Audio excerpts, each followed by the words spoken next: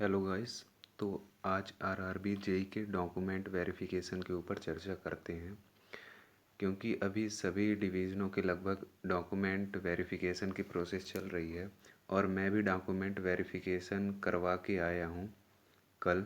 तो मैं आपको रियल और क्विक इन्फॉर्मेशन दे सकता हूँ कि सिचुएशन क्या है अभी। तो इस वीडियो को 4 पार्ट में मैंने बांटा है। पहले पे अपन OIRMS जो ऑनलाइन अपलोड हो रहे हैं डॉक्यूमेंट्स, उस पोर्टल के बारे में अपन बात करेंगे। सेकंड पे क्या डॉक्यूमेंट रिक्वायर्ड है, क्योंकि डीवी कॉल लेटर पे कुछ डॉक्यूमेंट लिखे हैं जो पुराने चाहिए लेकिन वहाँ मांगे न्यू जा रहे हैं, और उनकी मिस्टेक्स क्या हैं और मिस्टेक्स का सॉल्यूशन जिसे अपन एफिडेविट कह देते हैं, उसके बारे में भी जानकारी कम है। उसके बारे में लास्ट में चर्चा करेंगे। तो फर्स्ट पार्ट पे अपन आते हैं OIRMS पोर्टल। तो OIRMS पोर्टल पे जो भी चीज़ें लिखी हैं, मेंशन है, एजुकेशन, फोटोग्राफ, सिग्नेचर, ये सब चीज़ें तो आपको अपलोड कर लेनी है डॉक्यूमेंट के साइज पे। और ये आप ध्यान रखिए, ओनली कलर्ड फॉर्मेट पे, जिस पे ओरिजिनल डॉक्यूमेंट्स हैं उसी कलर्ड फॉर्मेट में आपको अपलोड करना है। सबसे पहले आपको आधार नंबर डाल देना है जो उस पर मांगा जा रहा है। फ़ोटोग्राफ डाल देनी है रिसेंट की। सिग्नेचर आपको अपलोड कर देना है स्पेसिफिक साइज में, जो मेरे को लगता है 300 KB से कम है। 10th की मार्कशीट और सर्टिफिकेट दोनों को मर्ज करके आपको अपलोड करना है 10th में। प्रोविज़नल या डिग्री। और एक बात बहुत ध्यान से सबको याद रखिएगा, जिसके पास भी प्रोविज़नल है वो ओनली 6 महीने के लिए ही वैलिड है। अगर 6 महीने से ज़्यादा आपका प्रोविज़नल आपके पास है तो आपके पास डिग्री होनी चाहिए। 6 महीने तक ही प्रोविज़नल आपका एप्लीकेबल है। आप जाके हाथों हाथ डिग्री ला सकते हैं अगर आपकी डिग्री नहीं आ रही तो। कास्ट सर्टिफिकेट के लिए आपका जो भी है OBC, NCL, SC या ST सर्टिफिकेट, आप उसको कास्ट डिक्लेरेशन के साथ मर्ज करके ओल्ड और न्यू और कास्ट डिक्लेरेशन, ये तीनों चीज़ मर्ज करके आप कास्ट वाले सेक्शन में अपलोड कर दीजिए। अब आपको एडिशनल चीज़ें जो उसमें अपलोड करनी है, जो मांगी जा रही हैं, वो आपको सबसे पहले 12th की मार्कशीट और सर्टिफिकेट एडिशनल पे अपलोड करनी है, जो 1 MB तक आप अपलोड कर सकते हैं। और आप कई चीज़ें एडिशनल पे अपलोड कर सकते हैं, उस पर ऐड का ऑप्शन आ जाएगा। तो एडिशनल पे पहले आप 12th की मार्कशीट और सर्टिफिकेट ऐड करेंगे, फिर आप आधार कार्ड को ऐड करेंगे, फिर आप ऑल सेमेस्टर मार्कशीट को अपलोड करेंगे, फिर आप 8th की कंसोलिडेट सेमेस्टर मार्कशीट को अलग से अपलोड करेंगे। तो आप 4 चीज़ अलग से एडिशनल ऐड ऑन करेंगे। पहला 12th की मार्कशीट और सर्टिफिकेट, दूसरा आधार कार्ड, तीसरा ऑल सेमेस्टर मार्कशीट और चौथा 8th सेमेस्टर की कंसोलिडेट मार्कशीट। आप केवल इसको सेव करिएगा, सबमिट मत करिएगा। आपको सबमिट करने की कोई ज़रूरत नहीं है। At the time of document verification वो लोग उस साइट को ओपन करते हैं, उनके पास लॉगिन डिटेल सब रहती है। वो लोग वहीं से वो चीज़ें आपकी जानकारी को रीचेक करते हैं, वेरीफाई करते हैं और वही सबमिट कर देते हैं। आपको सबमिट करने की कोई ज़रूरत नहीं है। तो आप लोग सबमिट मत करिएगा, ओनली सेव करिए। PDF साइज में बना के रख लीजिए। लगता है आपको कि ये मांग सकते हैं, आप पहले से मोबाइल में बना के रखिए। बाकी कोई दिक्कत नहीं होती, आपको वहाँ सब बता दिया जाता है। अब आते हैं दूसरे पार्ट पे, क्या डॉक्यूमेंट रिक्वायर्ड है। आपके DV कॉल लेटर पे तो लिखी हैं चीज़ें कि क्या ले जाना है क्या नहीं ले जाना, लेकिन कुछ ऐसी चीज़ें हैं जो मांगी जा रही हैं उस पे नहीं लिखी।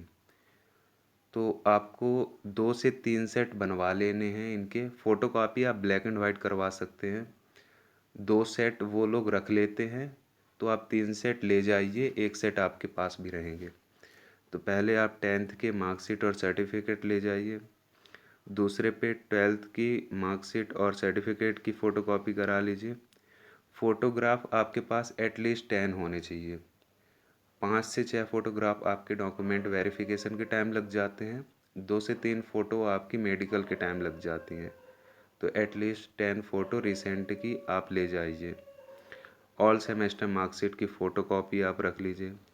प्रोविज़नल या डिग्री, मैं बार बार हिंट कर रहा हूँ, प्रोविज़नल आप 6 महीने तक के लिए ही एलिजिबल है। कई लोगों को रोका है इस प्रॉब्लम के कारण। तो अगर आपका 6 महीने से ज़्यादा हो गया रिज़ल्ट आए तो आपके पास डिग्री होना चाहिए। OBCN, अनसीएल, कास्ट सर्टिफिकेट या SC/ST सर्टिफिकेट, तो आपको याद रखना है, जैसे कि RRB जेईई भोपाल में उनने DV कॉल लेटर पे मेंशन किया है कि फॉर्म फिलिंग के 1 साल पहले तक का होना चाहिए, लेकिन at the time of document verification वो लोग न्यू वाला OBC सर्टिफिकेट मांग रहे हैं। तो आपके पास ओल्ड न्यू दोनों होना चाहिए, लेकिन अगर आपके पास न्यू वाला है तो भी काम चल जाएगा। आपके पास आधार कार्ड होना चाहिए। आधार कार्ड में आप पता कर लीजिए, मिस्टेक्स नहीं होनी चाहिए नेम, डेट ऑफ बर्थ और फादर नेम में। एडमिट कार्ड आपको लेके जाना है। पुराने फॉइल की कोई ज़रूरत नहीं है, न्यू फॉइल हो। न्यू आप उनके PDF हो तो वो फ्रंट पेज आप प्रिंट आउट करा के ले जाइए, CBT 1 और CBT 2 दोनों का, उसमें कोई प्रॉब्लम नहीं हो रही। और जैसे ही आप डॉक्यूमेंट वेरिफिकेशन के लिए जाते हैं फर्स्ट में, तो आपको एक फॉर्म दिया जाता है जिस पे आपकी बेसिक डिटेल्स होती हैं, name, father name, mobile number, caste, और उस पे नीचे सबसे नीचे 2 लाइन लिखी होती है जो आपको हैंड राइटिंग में अपने लिखनी होती है। जैसे अपन एग्ज़ाम के समय वो CBT 1 और CBT 2 के एडमिट कार्ड फॉइल पे अपन लिखते हैं, वैसे ही ये लोग लिखवाते हैं हैंड रिटन फॉर्मेट में। बाकी बाकी की प्रोसेस मुझे नहीं पता, चेक करते हैं कि नहीं करते, लेकिन उस फॉर्म पे भरवा लेते हैं। आपको सेल्फ अटेस्टेड करने हैं ये पूरे डॉक्यूमेंट जो भी रिक्वायर्ड होंगे दोनों सेट पे। तो सेल्फ अटेस्टेड आपको ऐसे करने होंगे, मैं दिखा देता हूँ आपको। ये सबसे ऊपर आपको सेल्फ अटेस्टेड लिखना होगा, एक लाइन खींचनी होगी नीचे, नीचे आपके साइन करने हैं, फिर एक लाइन खींचनी है और वो डेट मेंशन करनी है जिस दिन आपका डॉक्यूमेंट वेरिफिकेशन हो रहा है। आप इसके लिए ब्लू या ब्लैक 2 पेन कोई से भी यूज कर सकते हो। अब मिस्टेक्स क्या होती हैं? सबसे बड़ी प्रॉब्लम आती है डॉक्यूमेंट वेरिफिकेशन के टाइम पे, अगर आपकी कोई मिस्टेक्स हो जाए, क्योंकि सबका तो 5-10 मिनट में अपना नंबर आएगा तो क्लियर हो जाएगा उनका, लेकिन आपका अगर कोई मिस्टेक्स हैं और आप उस टाइम पे वो डॉक्यूमेंट प्रस्तुत नहीं कर पाए मिस्टेक्स का सॉल्यूशन, तो आपका डिले होगा। तो सबसे पहले कॉमन मिस्टेक जो आ रही है सभी लड़कों में, एक तो स्पेस इन नेम। जैसे किसी का नाम है प्रवीण कुमार, तो प्रवीण कुमार को दोनों एक साथ में लिखा है प्रवीण कुमार, और कई सर्टिफिकेट में प्रवीण कुमार अलग अलग लिखा है। तो ये स्पेस वाली प्रॉब्लम एकदम से पकड़ में आ रही है उनके, और वो लोग ये टेस्ट कर रहे हैं, जांच कर रहे हैं स्पेस के लिए अलग से। तो अगर किसी भी डॉक्यूमेंट में स्पेस वाली प्रॉब्लम है तो आप घर से एफिडेविट बनवा के ले जाइए, वहाँ पे जांच हो रही है, आप पक्के से वो पकड़े जाओगे और फिर आपको वहाँ एफिडेविट बनवाना पड़ेगा। प्रॉब्लम आएगी, आप घर से बनवा लेना। अभी एफिडेविट के बारे में अपन अगले पार्ट में चर्चा कर लेंगे कैसे बनवाना है। प्रोविज़नल और डिग्री, तो प्रोविज़नल में आप 6 महीने तक अगर आपका मार्कशीट जो 8 सेमेस्टर की मिली है उसके इशू से 6 महीने तक आपका प्रोविज़नल वैलिड है, लेकिन अगर 6 महीने से ज़्यादा हो गया तो डिग्री होना चाहिए। RGPV भोपाल का थोड़ा सा सिस्टम ख़राब चल रहा है, 1.5 से 2 साल में भी दे रहे हैं। तो अगर डिग्री आपकी नहीं आई, प्रोविज़नल 6 महीने से ज़्यादा हो चुके हैं, तो फिर आपसे रिटर्न फॉर्मेट में वहाँ से मांगते हैं कि आप लिखवा के ले आओ RGPV से, तभी आपका वैलिड माना जाएगा। तो इसके लिए भी रेडी रहना आप लोग। शॉर्ट फॉर्म इन नेम, तो शॉर्ट फॉर्म वाली प्रॉब्लम आ रही है, उसके लिए भी एफिडेविट बनवा लेना है। जैसे किसी का नाम कहीं पे लिखा है दीपक, दीपक कुमार अवस्थी, और कहीं पे लिखा है दीपक अवस्थी बस, या दीपक के डॉट अवस्थी, तो 10th के डॉक्यूमेंट, 12th के डॉक्यूमेंट, डिग्री, आधार कार्ड, ये 4 डॉक्यूमेंट में आपके सेम होने चाहिए एटलीस्ट। कैंडिडेट का नाम, फादर और मदर का नाम, ये एकदम सेम होने चाहिए, ना स्पेस की प्रॉब्लम हो ना शॉर्ट फॉर्म की, वरना आपको एफिडेविट ले जाना है घर से। एड्रेस आधार कार्ड में वही होना चाहिए जो आप एप्लीकेशन भरते समय डाले हैं। हाँ, थोड़ा सा चेंज हो सकता है, विलेज या वार्ड थोड़ा सा अलग हो सकता है, बाकी पिन कोड, डिस्ट्रिक्ट, स्टेट ये एकदम सेम होना चाहिए। और सबसे इम्पॉर्टेंट बात, आइडेंटिफिकेशन मार्क आप वही बताओ जो विजिबल है आपके कपड़े पहनने के बाद भी, क्योंकि आइडेंटिफिकेशन मार्क की सबसे ज़्यादा नीड होती है मेडिकल में।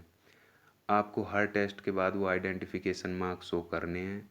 अगर आपने ऐसे कुछ लिख दिए हैं जो बहुत ही अंदर डीप में है, कपड़े उतारने पड़े, तो फिर आपको प्रॉब्लम जाएगी। वहाँ पे आप कुछ भी लिख सकते हो, ज़रूरी नहीं है आप जो फॉर्म भरते समय वही लिखे हो।